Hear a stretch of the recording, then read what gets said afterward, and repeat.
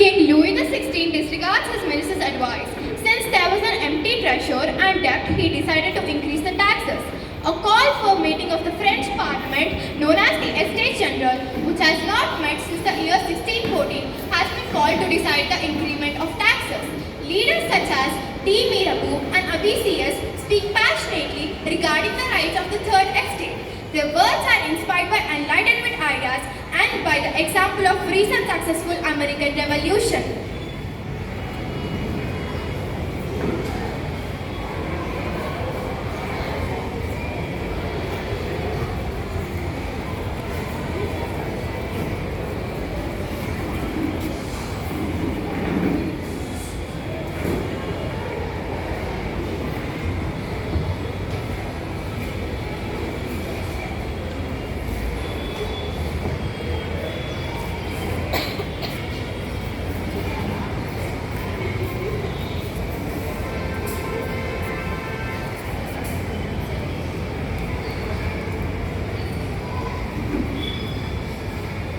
Dear delegates, since France is in crisis, we have to increase taxes.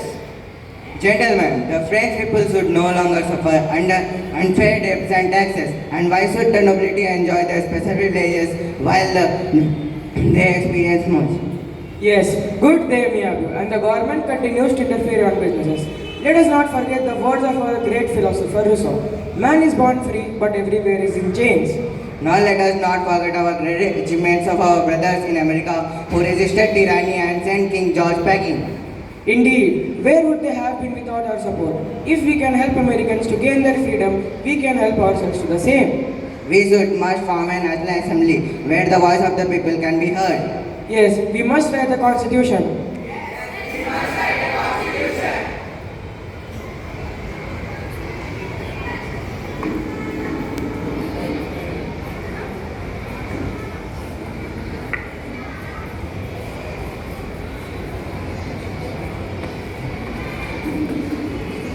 The severe winter had been meant a bad harvest and the prices of bread rose.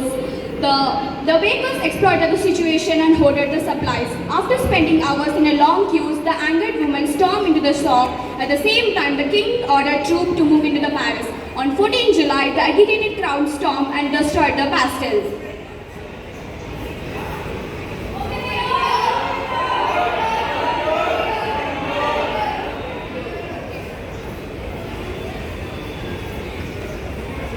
A national assembly is formed and soon a famous document was also issued called the Declaration of the Rights of Men and Citizens. In response, the king sent the loyal soldiers into the city of Paris. The people in anger fought what is called the Bastille. Every year, French people celebrate Bastille Day as the first response of the French Revolution. Thousands of people marched in the protest at the Palace of Versailles. Hence, the first revolution has begun.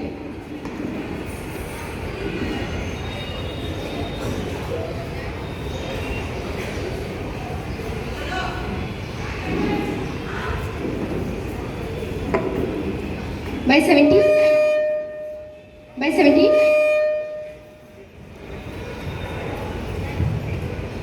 1791, Constitution was written, making France a limited monarchy. The king and his royalist supporters were outraged by this limit on king's power.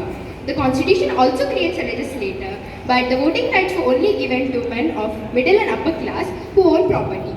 This angers some radical leaders called Jacobins who want to extend democratic rights to everyone. Men such as Robespierre, Saint-Just, Danton and Marat lead them. Citizens, the king and queen are plotting against our revolution. We must be on our guard.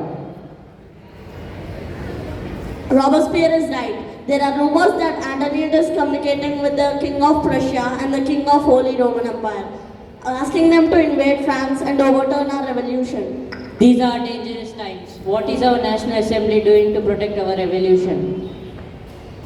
Good question, Danton. The assembly members are nothing but a group of bourgeois and noble dogs. They do not care at all about the rights of the common people. Marat is right. See how they have denied the right to vote to all but the men of property. Disgraceful. It is counter-revolution. Our enemies are ready to pounce on us. The National Assembly will not protect the revolution. We must abolish it. We must form a national convention, a new government that represents the common people. We must write a new constitution, one that ensures the right of the people. We must abolish the monarchy. We must declare a republic. Yes, a republic. The king cannot be allowed to organize his supporters. He must put to death. We must declare war against our foreign enemies. Louis to the guillotine.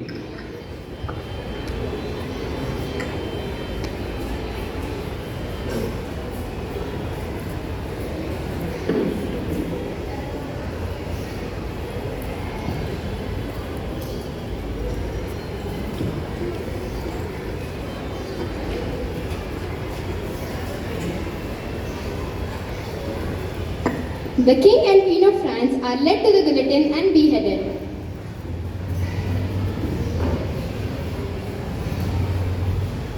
Death to the queen! Long live the republic! Death to the king! Long live the republic! Death to the king! Long live the republic! Death to the king! Long live the republic! Death to the queen! Long live the republic! Death to the queen! Long live the republic! Death to the queen! Long live the republic!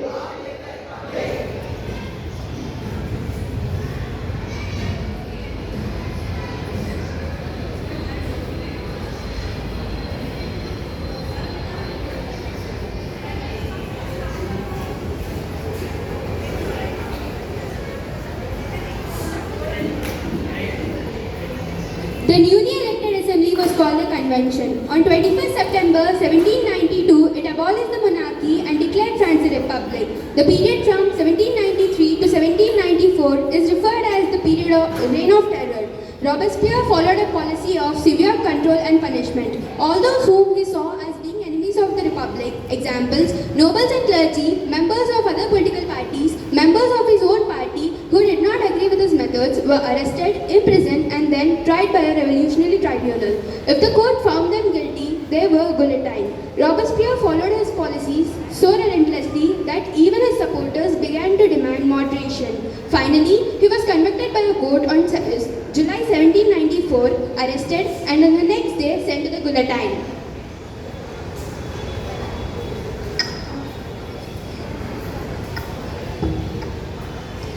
By 1799, the French people longed for a strong leader who will mark an end towards all their sufferings. A victorious general named Napoleon Bonaparte seizes power and becomes the first consul of the Republic. In 1802, he is elected as the consul for life, and in 1804, Napoleon becomes the Emperor of France.